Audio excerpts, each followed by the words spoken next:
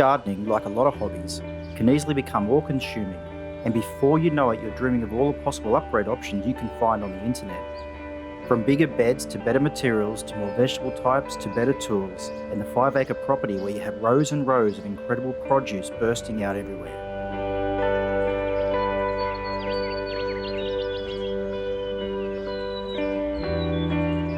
But realistically, most of us start with a simple small bed in our backyards, and we proceed to stuff it so full of veggies that most of them fail to produce to their full potential, and many of them die because we're at work or had a busy week and couldn't get to watering and weeding every day.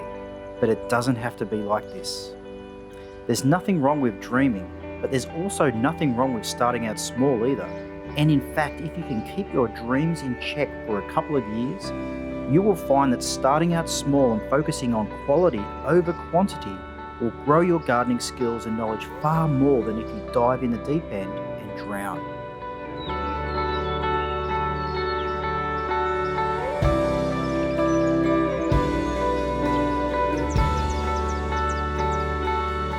So what do I mean by starting out small?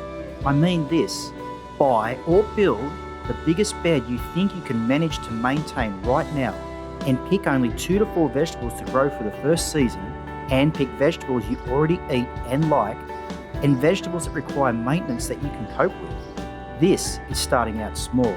It's humble, but it lets you focus better when you only have a few things to deal with.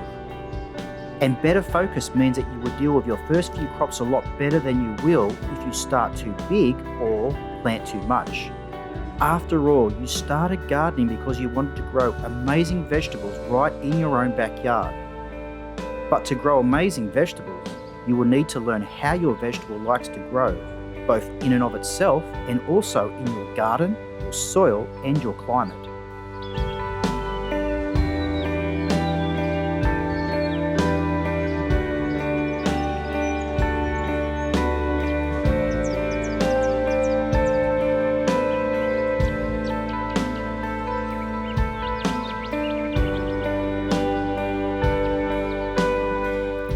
Starting out small will help you to expedite the mastery of each of the vegetables you are growing. And this is how we learn anything in life, isn't it? I mean, nobody goes to university and does all 24 modules at once. Nobody starts a new job and is given every task that a seasoned and experienced worker has already spent time mastering. You would be bound to fail some of them and do most of them to a lower standard. And when it comes to growing your vegetables, you want the standard of your produce to match and exceed the quality that you can get from a shop. The last thing you want is to spend the first few years growing substandard produce because you haven't been able to focus properly on each crop. If you do, you will run the risk of giving up entirely when the fruits of your labour don't match the dreams in your head.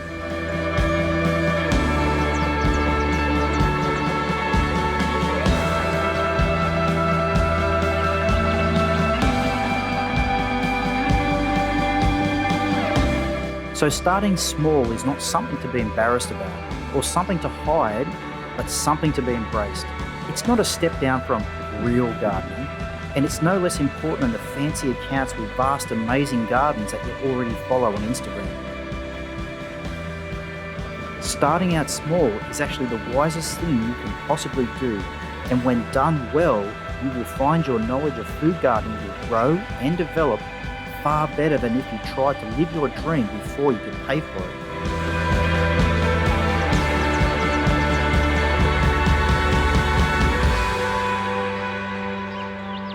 You will learn how your vegetables grow in your soil and climate, and you will quickly start to pick out the potential problems before they get out of hand. You will see more quickly how you can adapt these vegetables to your own climate and potentially even grow them out of season for better results. And you'll understand the pest and disease potential for each crop far better and far quicker with only 5 crops than if you were trying to grow 15. And lastly, starting out small will save you from being overwhelmed by the inevitable failures that you'll experience in your food gardening journey. We all have crop failures, whether it was poor soil preparation, bad timing, or inconsistent watering on our part. or a flood or drought or hailstorm from nature, crop failures will inevitably happen to us. But when we start small, we limit the possibility of crop failures dramatically by being able to care better for the fewer crops that we are growing. And the danger of persistent or widespread crop failures is the temptation to give in and assume that we don't have what it takes to grow food.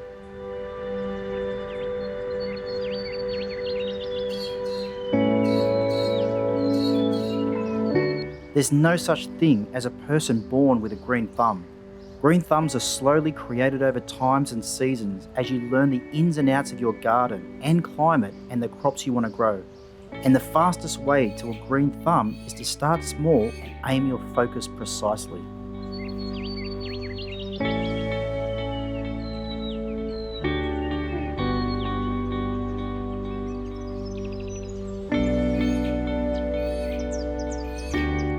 So start small and proud, and make the mastery of a few basic staple crops as your first goal in your food growing journey. And leave your dreams of the acreage food growing nirvana to when your own skills and knowledge can match it.